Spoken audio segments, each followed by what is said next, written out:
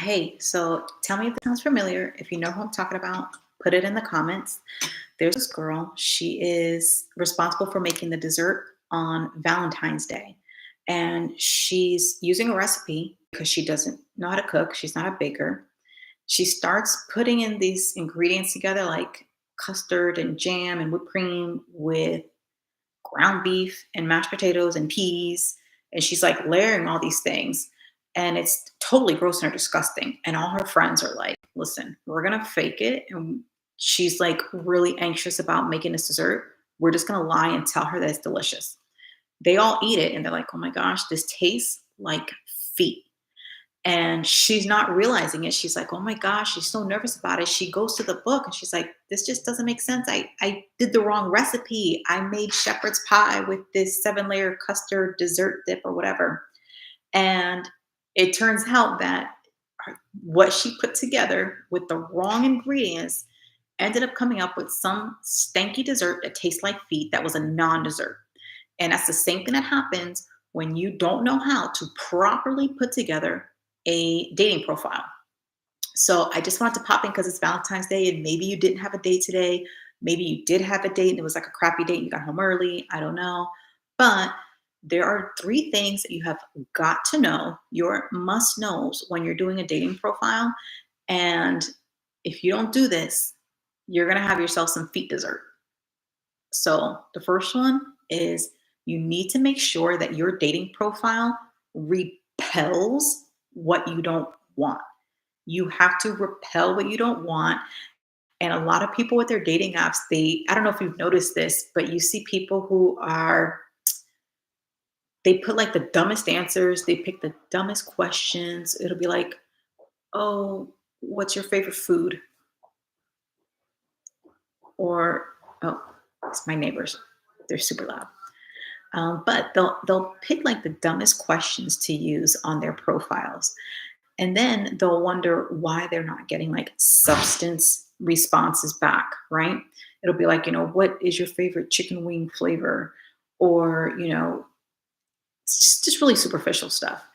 Who's your favorite sport team or just whatever kind of, junky stuff. What's your favorite day of the week and why? The problem is none of that is going to help you to weed out what you don't want, what's not for you. So you have to repel. You have to repel. And the way that you do that is making sure that you select questions that you're going to put like a thoughtful answer. No, you don't have to worry about, well, actually, let me put it this way. Because what I was going to say is you don't have to worry about giving like the whole kit and caboodle away. Because people, I hear them all the time when I try to explain this to them. They say, but if I tell them everything on my profile, I'll have nothing to talk about.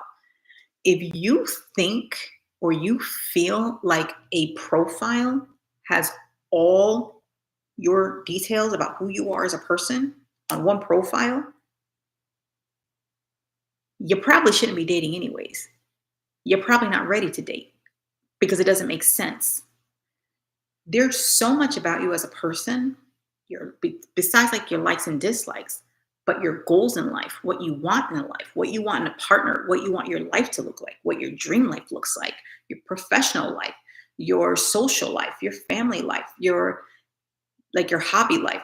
There's all these different parts about you, and you're worried that somebody is going to know everything about you if you put more than one word or a paragraph about yourself.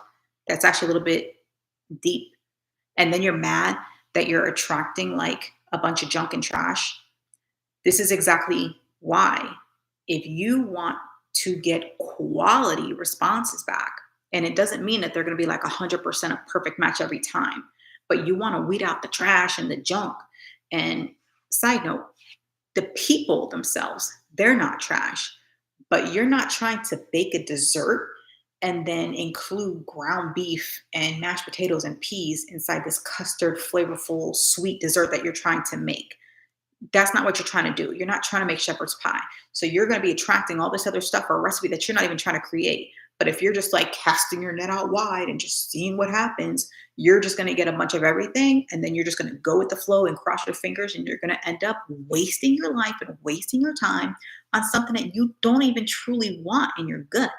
So, what you got to do, it's really simple.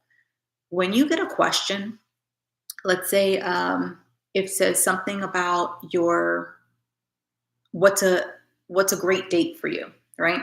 And a lot of people, what they'll do is they'll be like, what would be a nice date to do? Well, going to the movies, or going bowling, or it'd be nice to like walk on the beach and stuff. But is that really, really the life changing memories that you're going to have for yourself? This is for real. If you want to track something legit, you got to ask yourself some deep questions. And one of those is going to be, what does my future 10, 15, 20, 30, 50 years look like from now? Like, what is your goal with this dating app? You want like a long-term thing with somebody that you're compatible with. You have to attract someone that's compatible to you. So if I'm like, when I'm like old and gray, because what I do is I go straight to the end and I think about my wish fulfilled or what I want that to look like. For me, I was like, well, I know I want to be old and gray, dancing in my living room like a cute little novela, like a little Spanish novela, dancing bachata with my boo, and I want him to feel like I am his best friend, and we just have like this really cool friendship bond together. Like that would be an ideal type of date for me, like a situation for me, something I'm thinking about way in the future. Now, is that something you're going to do tomorrow? No, because I'm not old and gray. He's not old and gray. And that's something that would be forthcoming then. But if you only give them what you're looking for, like that specific day, you're going to end up with somebody that wants to like excite you, like just in that moment, win you. And then after they're done winning you, done. No more romance, boring town, booty whackville. I mean, it's just going to be very bland. And if you're like me, I don't have room for boring. I really just truly don't. So I always try to be very specific up front. And I know I can come off just a little harsh with my, profile, or like when I would be talking to guys, or, just getting to know them, because I don't want to waste my time and I don't want you to waste your time either. So when you're on these apps and you're answering these questions, don't think about what it is you're looking for like today in this moment, because that's just going to be like some fleeting desire thing that you feel like doing. Like, oh, I just want attention today. I just wish somebody would just give me flowers. I just wish somebody would just this. I just wish, no, you have to say, what is the end of my life going to look like, and work my way backwards. Because what will happen is, if somebody else who has the same exact dreams and goals and aspirations, and they want that same type of lifestyle, that's going to be attractive to them. And now you're going to be receiving more quality responses from that person. So for example, for me, somebody who doesn't want to dance, they don't like dancing, they don't care about dancing, it's not something that they're interested in, they're going to see my answer and be like, this girl wants to be old and dance with somebody? Like, that just seems kind of dumb answer. And he's going to swipe away from me, which is what I want. I want somebody that says, wow, she wants to be best friends with her guy when she's like old and gray. Like, that's what I like. What would that lifeline look like in order for them to reach that level of friendship and still want to dance and be cutesy wootsy with each other when they're old?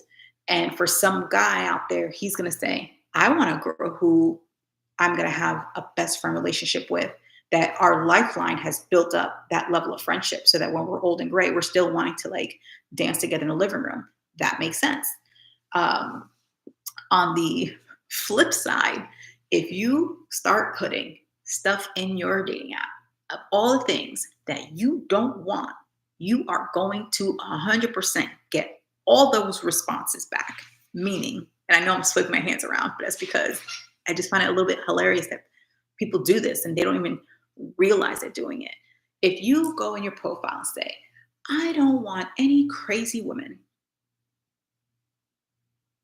I don't want to date any guys that ain't got their crap together, I don't want to date anybody who, don't have a babysitter, I don't want to date anybody who's not looking, for marriage. Like, when you start putting out those comments, first of all, that verbiage, it doesn't even sound attractive. If you hear someone say, I don't want to date a guy who ain't got his crap together. Does that sound like I am really excited to build a future with somebody who's ambitious and who really takes his responsibilities to heart, and he has a lot of pride in taking care of his family and friends, and being a great guy, and having a lot of integrity, who enjoys living a life of being accountable to himself and others. You're saying the same thing. One is, this guy, he got his crap together because he's taking care of himself. The other one, you're saying, I don't want the guy who doesn't take care of himself. And you're still going to end up attracting this one because of the verbiage that you're using. So I hope that you kind of get what I mean by that. The last thing, do not, under any circumstance, if you just want to weed out a bunch of people, girls, guys, whoever, you want to weed them out, do not ever accept a date or accept a profile match with somebody who has pictures in the bathroom. I don't care if you don't see a toilet, but you don't want a toilet boy. You don't want a toilet girl. If they have a picture of a selfie of them in a bathroom, that is not the date for you. I promise you. I promise you. I don't care how hot they are. I don't care how eloquent they sound in their profile picture. That is a huge red flag. If they have a bathroom pic, say, bye-bye toilet boy, bye-bye toilet girl, and you need to keep on swiping. That is not for you. If you do those three things, I'm telling you right now, the quality of people that you will be getting, you're going to be wasting your time a lot less. So again, you want to attract what you want. Make sure that you use the verbiage of the type of person that you want. So choose your questions well, but answer them thoroughly, because your whole entire life and being is not going to be just on one profile picture. You are not going to tell your whole entire everything and have nothing to talk about if somebody reads a quality substance details about you and your likes and what you're into. Number two, don't use verbiage that is so negative that you end up attracting the exact negative thing that you don't want. Because I guarantee you, some high quality guy or high quality girl is going to read somebody saying, I don't want this and I don't want that. And if you cuss, don't come over here. And if you don't know how to talk to a woman, and if you're crazy, just swipe left already. And if you have, 4 kids, please like move on. Or if you have, 4 different baby mamas, you ain't for me. When you start doing all of that and you start throwing out just the verbiage and all that negative energy, that's exactly the kind of people that you're going to get. Plus, you're going to get all the crap from the people who's like, oh, you think you're better than everybody? And you're just going to be like in this nasty, low energy grossness of being with somebody else. So if you do those 3 things, stay away from bathroom boys, stay away from bathroom girls, I can guarantee you the quality of people that you're going to be with, that you're going to manifest in your life, that you're going to attract with your profile is going to skyrocket. So you can tell me in the comments if you think what I'm saying is on point or not. I'm telling you, I already know it is. So feel free to leave a comment anyways. But that's all I have for you today, because it's Valentine's Day and I'm ready to go to sleep. I did want to share with you, which I'm going to say for next time, my graveyard of Valentine's Day. My graveyard of Valentine days, and like my best and my worst. But instead, I'm just going to give you like my best and my worst, because I'm tired. I'm ready for bed. And I need to switch to my other channel, which is the Say Goodbye to Suicide, my Say Goodbye to Suicide channel. So I'm going to pop over there in a moment. But my best Valentine's, my worst Valentine's Day was when I got served divorce papers on Valentine's Day. And I ended up sending the cop home and said, you're not going to serve me Valentine's Day today. You're going to have to come back another day. And he did. The best Valentine's Day I had almost ended up being a crappy Valentine's Day, because I hadn't, 6 weeks earlier, the guy was like, oh, hey, I want to spend Valentine's Day with you. I'm like, okay, great. And all up until that day, I hadn't heard any plans. Hey, what do you want to do? Hey, we're going to go. Hey, I'm going to pick up at this time. I heard nothing, crickets, even the night before. So the morning of, I'm like, this guy told me not to make any plans with my nieces and do anything else with anybody else, but I haven't heard anything from him. It's 10 a.m. This is like ridiculous. So I said, I'm going to take myself to the beach. And right when I started to like get ready to go, I get a knock on the door, and it was homeboy, all dressed up, bouquet of flowers, took me all over South Florida. We went to glass blowing, took me horseback riding, went to a really romantic picnic. Then we had a picnic on the beach that he had somebody set up for us. It was just like one thing after the other after the other. It was like really sweet. And that was actually 6 weeks into us meeting each other.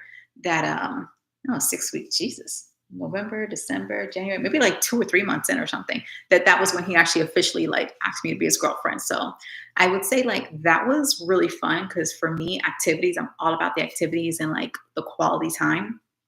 So that would probably be my best Valentine's. Although I will say I do tend to get a little spoiled by like the guys that I would date and stuff because I just kind of set that precedent that like I love to have fun and I love to have really great memories made. So it just so happens that the guys love making some really awesome memories for me. Matter of fact, that date that I had with one of my exes where he took me horseback riding and planned all those really cool activities for me. He said, I know that you got served divorce papers for Valentine's, so it was really important for me to give you a really good memory to attach to Valentine's Day. And he did, because even though it didn't work out, I never forgot that Valentine's Day. And it actually was like a really great memory for me. Because if you know you're not meant to be with somebody, like you guys are just not aligned, it ain't the right thing, then you're not going to be mad about like not dating them anymore because you're just going to know like, oh, well, that person just wasn't meant for me. And you're going to be okay with that. But you can still receive and appreciate like the good memories that you guys have together. So that's exactly what that was. So that's my best. That's my worst. I would love to know what your best and worst Valentine's days are. Now that you have my graveyard Valentine's days, I want to know some of yours. So I'll see you next time.